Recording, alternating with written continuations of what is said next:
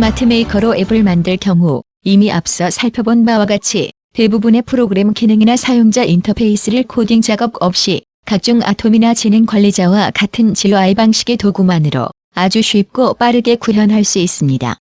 그러나 실무 현장에서 요구되는 아주 복잡한 처리 규칙이나 조건을 구현하거나 특별히 예외적인 처리 기능을 구현해야 할 경우 GUI 방식 도구만으로 쉽게 구현하기 어려운 부분이 있을 수도 있습니다.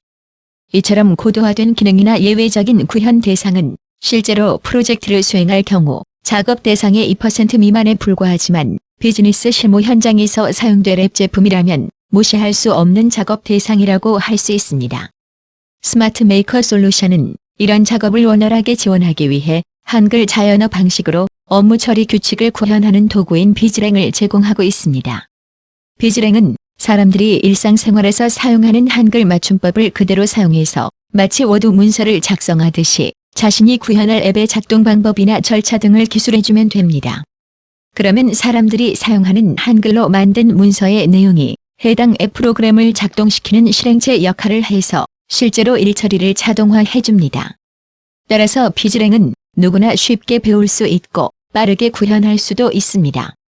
뿐만 아니라 이미 만들어진 비즈랭 자체가 하나의 기술 문서로 역할함으로써 누구나 프로그램의 처리 로직을 즉시 파악할 수 있고 유지보수도 할 수 있게 해줍니다. 사실 기존 코딩 방식 프로그램 개발에 경험이 있는 사람이라면 대부분 자연어를 사용해서 프로그램을 구현한다는 것이 가능할까? 라는 의구심을 가질 겁니다.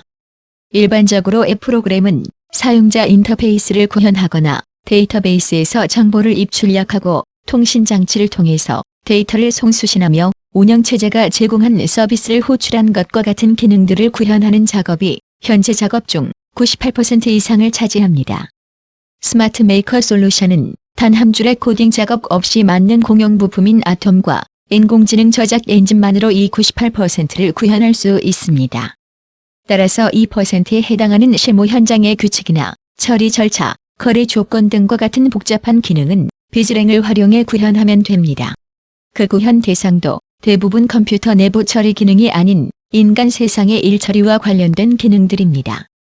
그래서 사람이 일상적으로 사용하는 한글 자연어를 그대로 사용해서 앱 프로그램을 구현하는 것이 이전 방법들과는 비교할 수 없을 만큼 효율적이고 과학적인 작업 방법이라고 할 수 있습니다.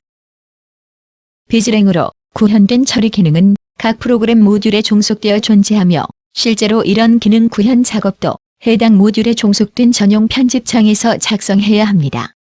비즈랭 작성 작업을 위해서는 우선 특정 앱 프로그램 모듈을 선택한 후에 바탕화면에서 우클릭하고 업무 규칙 메뉴를 선택해서 전용 편집창을 실행시키거나 저작 솔루션 상단의 도구에서 업무 규칙 메뉴를 선택해서 실행하면 됩니다. 비즈랭에서 가장 중요한 역할을 하는 품사는 명사입니다. 어떤 역할이나 기능을 처리하는 주체인 주어가 되기도 하고 대상이 되는 목적어로서 역할도 합니다. 일반적으로 주어나 목적어 역할을 하는 명사는 앱을 만드는 사람이 직접 만든 객체들의 명칭, 즉 아톰명, 변수명, 속성명, 테이블명, 필드명, 프로그램 명칭 등과 같은 것입니다. 따라서 이들 객체 명칭은 해당 객체를 쉽게 식별할 수 있는 명사형 문자로서 짧고 간결하게 정명하는 것이 바람직합니다. 동사는 어떤 처리 기능이나 동작에 대한 행위의 유형과 작동 방법을 나타낸 품사입니다. 그러므로 각 문장에서 구체적인 처리 행위의 유형을 결정하게 됩니다.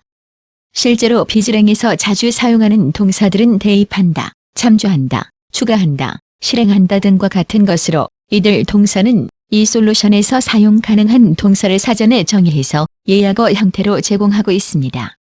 조사는 명사 등의 품사 어미에 붙어 그 말과 다른 말의 관계를 나타내거나 도와주는 역할을 하는 품사입니다.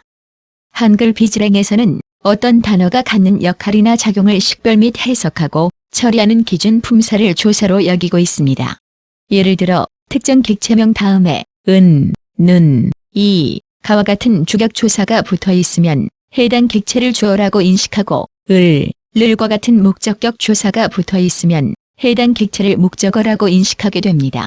비즈랭에서는 이상에서 설명한 내용 이외의 형용사, 관형사, 부사 등의 품사도 사용합니다. 비즈랭의 문장 형식은 앞서 설명한 바와 같이 한글 자연어 형식 그대로 구성되어 있습니다. 따라서 새롭게 문법을 배우거나 암기할 대상이 많지 않습니다. 다만 사람과의 의사소통을 위한 언어가 아니고 컴퓨팅 장치에게 일처리 절차나 방법 등을 전달하는 수단이므로 존경어나 겸양어 같은 것은 필요하지 않습니다. 뿐만 아니라 사람의 감정을 표현하기 위한 언어가 아니므로 의문문, 명령문, 정유문, 감탄문 등의 형식은 사용되지 않습니다. 평서문 형태 문장을 주로 사용하며 시제도 과거형이나 미래형 문장은 의미가 없게 됩니다. 실제로 앱 프로그램 내부에 어떤 처리 기능을 표현할 때는 예제에서 보는 바와 같이 주어 다음에 목적어를 쓰고 그 다음에 동사를 쓰는 방식으로 간결한 서술문 형식으로 표현하는 것이 바람직합니다. 비즈랭 문장을 구사하는 요령은 우선 자신이 지금 구현할 기능이 무엇인지부터 생각해서 정해야 합니다. 어떤 값을 대입할 것인지, 어떤 문단을 실행시킬 것인지, 혹은 무슨 조건문을 구사할 것인지 등과 같이 자신이 처리하고 싶은 기능이 결정되면 해당 문장에서 사용될 동사가 사실상 결정되게 됩니다. 이어서 그 기능을 수행할 주어와 목적어를 정해야 합니다.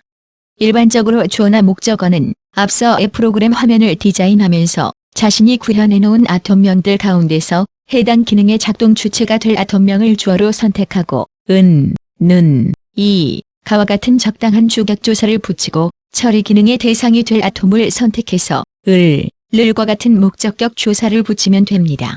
이렇게 구현 문장의 동사, 주어, 목적어 등에 대한 얼개가 머릿속에서 정리되면 목적어가 있는 경우에는 주어 플러스 목적어 플러스 동사를 추가해서 제2 형식의 가장 간결한 평서문을 만들면 되고, 목적어가 없는 경우에는 주어 플러스 동사 형태의 지극히 단순한 제1 형식의 평서문을 만들면 됩니다.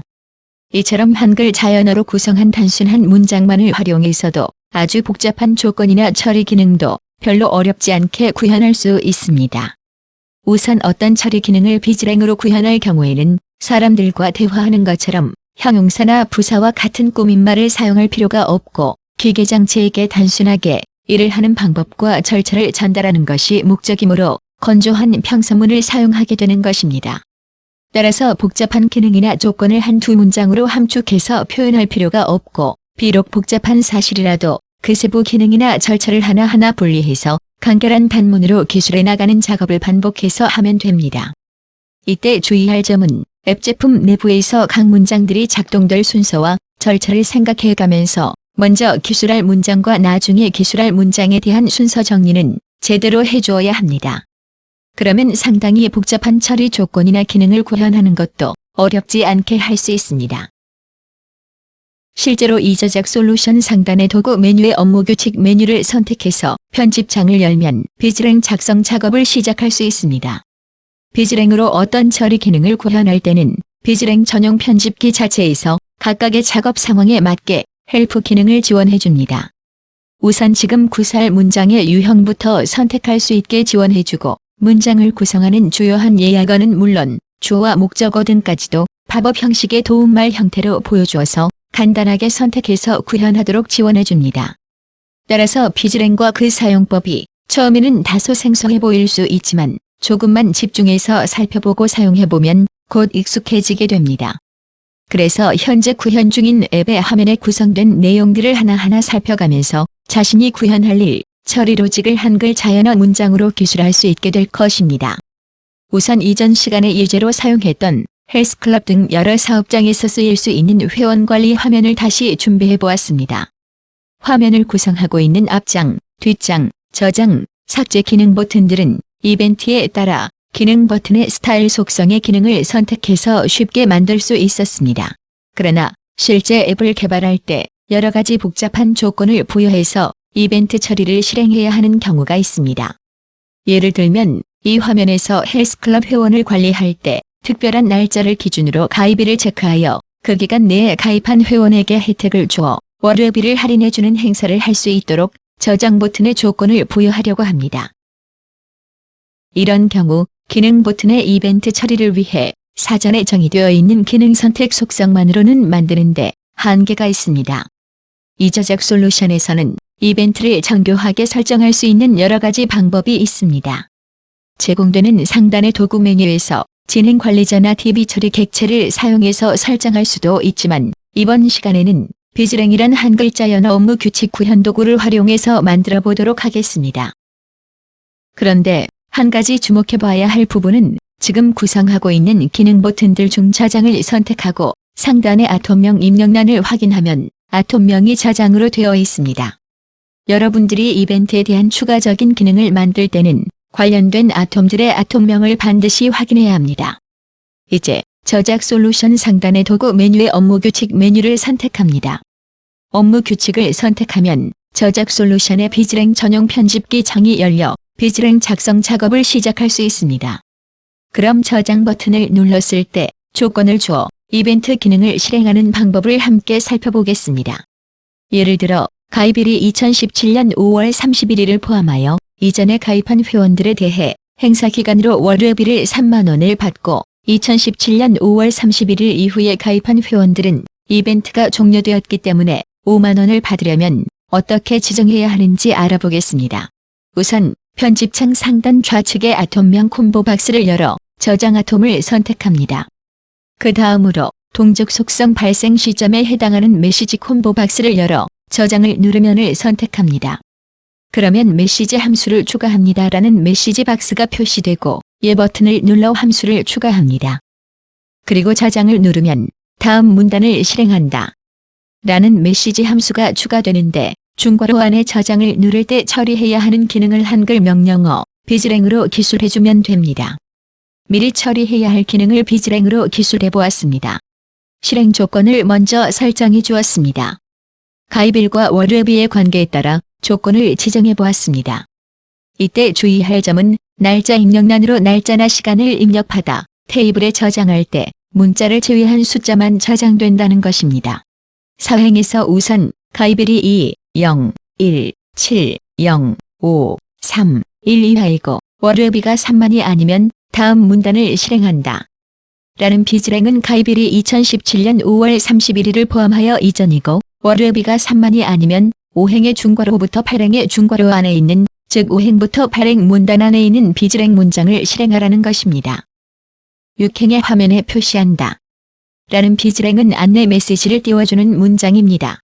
그러므로 6행 전체 문장은 2017년 5월 31일 이전 가입자는 월요비가 3만 원입니다 라는 메시지를 화면에 띄워줍니다. 마지막으로 7행의 문단의 실행을 취소한다 라는 비즈랭은 아톰의 기능 실행을 취소시킵니다. 즉 저장 버튼 아톰에서 사용했으므로 데이터의 저장 기능이 취소됩니다. 그러므로 4행부터 8행의 기능은 가입일이 2017년 5월 31일을 포함하여 이전이고 월요비가 3만이 아니면 2017년 5월 31일 이전 가입자는 월요비가 3만 원입니다 라는 메시지를 화면에 띄워주고 데이터의 저장 기능을 취소시키는 것입니다. 이제 다음 실행 조건을 살펴보겠습니다. 10행의 가입일이 2, 0, 1, 7, 0, 5, 3, 1보다 크고 월요비가 5만이 아니면 다음 문단을 실행한다 라는 비즈랭은 가입일이 2017년 5월 31일 이후이고 월요비가 5만이 아니면 11행의 중괄호부터 14행의 중괄호 안에 있는 즉 11행부터 14행 문단 안에 있는 비즈랭 문장을 실행하라는 것입니다. 12행의 화면에 표시한다 라는 비즈랭은 안내 메시지를 띄워주는 문장입니다. 그러므로 12행 전체 문장은 2017년 5월 31일 이후 가입자는 월요비가 5만 원입니다 라는 메시지를 화면에 띄워줍니다. 마지막으로 13행의 문단의 실행을 취소한다. 이 비즈랭 문장이 사용된 아톰의 기능 실행을 취소시킵니다. 즉 저장 버튼 아톰에서 사용했으므로 데이터의 저장 기능이 취소됩니다. 그러므로 10행부터 14행의 기능은 가입일이 2017년 5월 31일 이후이고 월요비가 5만이 아니면 2017년 5월 31일 이후 가입자는 월요비가 5만 원입니다 라는 메시지를 화면에 띄워주고 데이터의 저장 기능을 취소시키는 것입니다. 이제 마지막으로 비즈랭으로 원하는 문장의 기술이 끝나면 컴퓨터가 이해할 수 있는 언어로 번역을 해주어야 하는데 이 작업을 컴파일이라고 하고 간단히 키보드의 단축키 F12를 누르면 컴파일이 진행됩니다. 컴파일 작업이 끝나면 컴파일 결과창이 뜨는데 메시지의 오류나 경고 모두 0개여야 정상적으로 컴파일이 성공된 것입니다. 만약 오류나 경고가 있으면 비즈랭을 수정하고 오류나 경고가 없을 때까지 반복합니다. 정상적으로 컴파일이 완료되면 비즈랭 전용 편집기 창의 저장 버튼을 눌러 작업을 마무리합니다. 그럼 실행 모드로 전환하여 월회비를 2만원으로 입력하고 가입 날짜를 2017년 5월 11일로 입력한 뒤 저장 버튼을 선택해 보겠습니다. 가입일이 2017년 5월 31일 이전인데 월회비가 3만원이 아니기 때문에 안내 메시지가 나타나고 확인 버튼을 누르면 잘못 기입한 데이터가 저장이 되지 않고 다시 입력할 수 있게 됩니다. 그리고 알맞은 금액인 3만원을 입력한 후 저장 버튼을 누르게 되면 회원 번호가 증가되면서 해당 데이터가 저장된 것을 확인할 수 있습니다. 이제 월회비는 5만원이 아닌 금액인 3만원을 입력하고 가입일은 2017년 5월 31일 이후로 지정한 후에 저장 버튼을 눌러주게 되면 입력한 안내 메시지가 뜨게 됩니다. 그리고 다시 조건에 맞는 금액인 5만원을 입력하고 저장을 누르면 데이터가 정상적으로 저장됩니다. 이와 같은 방식으로 기존의 GUI 방식으로 선택 구현할 수 있는 이벤트 버튼과 간단한 비즈랭을 함께 활용해서 다양한 조건을 줄 수 있는 앱 프로그램을 만들어 보았습니다. 스마트 메이커는 간단한 기능뿐만 아니라 아주 복잡한 기능도 비즈랭을 통해 구현할 수 있습니다. 이 강좌를 학습한 후에 여러 함수들을 활용하고 응용해서 이벤트를 설정해 보시기 바랍니다.